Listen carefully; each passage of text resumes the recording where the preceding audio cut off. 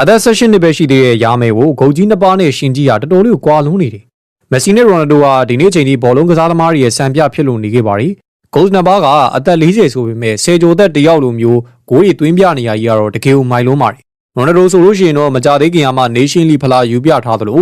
လီယိုနယ်ဆိုလို့ရှိရင်လည်းမေဂျာလိ၄ပွဲဆက်2ဂိုးသွင်းယူနိုင်ခဲ့တဲ့ပထမဆုံးကစားသမားဖြစ်လာခဲ့ပါတယ်။ခေတ်ဒီဘလို့ပဲပြောင်းဘလုံးမဟောင်းနိုင်တဲ့ဘောလုံးအမွေနှစ်တွေဆိုတာကမက်ဆီနဲ့ရိုနယ်ဒိုပဲ။လက်ရှိဘောလုံးလောကကိုကြည့်မယ်ဆိုလို့ရှိရင်ရိုနယ်ဒိုလက်သစ်ဆိုတာရည်ရာမရှိသေးပေမဲ့မက်ဆီလက်သစ်ကတော့ပေါ်ပေါက်နေခဲ့ပါပြီ။တခြားတော့မဟုတ်ပါဘူး။မက်ဆီကိုရန်ရေချိုးတန်းစင်ပေးခဲ့မှုတဲ့လူမဲလေးရာမယ်ပဲဖြစ်ပါတယ်။ဇူလိုင်လ23ရက်နေ့ဒီကနေ့ဟာရာမယ်ရဲ့အသက်18နှစ်ပြည့်တဲ့မွေးနေ့ဖြစ်တာကြောင့်မလို့မက်ဆီလက်သစ်လေးရဲ့စွမ်းဆောင်ရည်တွေကို18နှစ်ရွယ်ဂိုးနှစ်ပါးရဲ့စွမ်းဆောင်ချက်တွေနဲ့တစ်ချက်နှိုင်းယှဉ်ကြည့်ကြမှာဖြစ်ပါတယ်။လောလောလတ်18နှစ်ပြည့်သွားပြီဖြစ်တဲ့ရာမယ်က2014ခုနှစ်ကတည်းကဘာစီလိုနာလူငယ်အသင်းမှာကျင်းနေခဲ့တာဖြစ်ပါတယ်။2023ခုနှစ်မှာတော့ဘာစီလိုနာအသင်းအတွက်ပထမဆုံးပွဲထွက်ကစားခွင့်ရခဲ့တာဖြစ်ပါတယ်။အသင်းအတွက်စတင်ပြီးတော့ပွဲထွက်ကစားခွင့်ရတဲ့အချိန်မှာအသက်အရွယ်အားဖြင့်15နှစ်သာရှိသေးပေမဲ့လည်းစီနီယာကစားသမားတွေတဲ့အခြေစွမ်းပိုပြနိုင်ခဲ့တာကြောင့်မလို့ပွဲတိုင်းဒီပါဝင်ကစားခွင့်ရခဲ့တာပါ။လက်ရှိမှာရာမယ်ကဘာစီလိုနာတို့ကပြိုင်ပွဲစုံ106ပွဲကစားထားပြီးတော့25ကိုသွင်းယူထားခဲ့ပါတယ်။ဂိုးဖန်တီမှုမှာလည်း28ကြိမ်ထိရှိနေခဲ့တာကြောင့်မလို့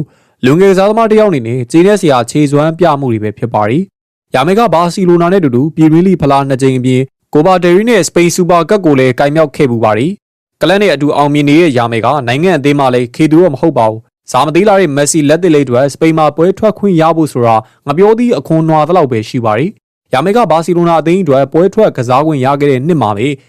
စပိန်စီနီယာအသင်းအတွက်ပထမဆုံးပွဲထွက်ခွင့်ကိုရခဲ့ပါတယ်။ရာမယ်ကကစားခွင့်ရခဲ့တဲ့ပွဲစဉ်ပေါင်း20မှာ6ဂိုးသွင်းယူနိုင်ခဲ့ပြီးတော့ယူရို2024ဖိုင်နယ်ကိုတော့အမတ်တရအဖြစ်ဆုံးနေပါလိမ့်မယ်။ပြီးခဲ့တဲ့ယူရို2024ဖိုင်နယ်မှာစပိန်ကအင်္ဂလန်အသင်းနဲ့ထိပ်တိုက်တွေ့ဆုံခဲ့ပြီးတော့ရာမယ်စပိန်ကပဲ2ဂိုး1ဂိုးနဲ့နိုင်ရရှိခဲ့ပါတယ်။အဲဒီပွဲစဉ်မှာရာမယ်ကပြိုင်ပွဲရဲ့အဆုံးဖြတ်ဖြစ်သွားစေမဲ့နီဂိုဝီလျံရဲ့သွင်းကိုဖန်တီးပေးခဲ့တဲ့သူပဲဖြစ်ပါတယ်။အလိုချက်တွေကြောင့်ပဲရာမယ်ကအသက်18နှစ်အရွယ်မှာပဲဘောလုံးတော်စကားရင်ဆေးမှာဝင်ပစ်ခဲ့ပါတယ်။လက်ရှိချိန်ထိရာမယ်နဲ့ဘောလုံးတော်စုကရေပန်းစားနေစေဖြစ်ပြီးတော့မနေ့ကလိုမျိုးဂျားလူဖြတ်ကုတ်သွားမလားဆိုတာကတော့စောင့်ကြည့်ရမှာဖြစ်ပါတယ်။ဂိုကြီးမက်ဆီကတော့ရာမယ်လိုမဟုတ်ဘဲနဲ့အသက်19ရောက်မှသာဘာစီလိုနာအသင်းအတွက်ပွဲထွက်ကစားခွင့်ရခဲ့တာဖြစ်ပါတယ်။ဇွန်လ24ရက်နေ့ရဲ့မွေးနေ့ရှင်ဖြစ်တဲ့ဂိုကြီးဟာ18နှစ်မတိုင်ခင်မှာဘာစီလိုနာအသင်းအတွက်6ပွဲသာကစားခဲ့ရပြီးတော့သွင်းကိုတကိုးသာရရှိခဲ့ပါတယ်။ဒါမဲ့ဇွန်24မတိုင်မီကလပ်နဲ့အတူတူပြည်တွင်းလိဖလားတစ်ကြိမ်ကိုကင်မြောက်ခွင့်ရခဲ့ပါသေးတယ်။နိုင်ငံထဲမှာတော့မက်ဆီက18နှစ်ပြည့်ပြီး2လအကြာ2005ခုနှစ်ဩဂုတ်လမှသာစတင်ကစားခွင့်ရခဲ့တာဖြစ်ပါတယ်။တပတ်ကရိုနယ်ဒိုကတော့အသက်18နှစ်မှာစပိုရင်းစီနီယာအသင်းအတွက်ပွဲထွက်ကစားဝင်ရခဲ့ပြီးတော့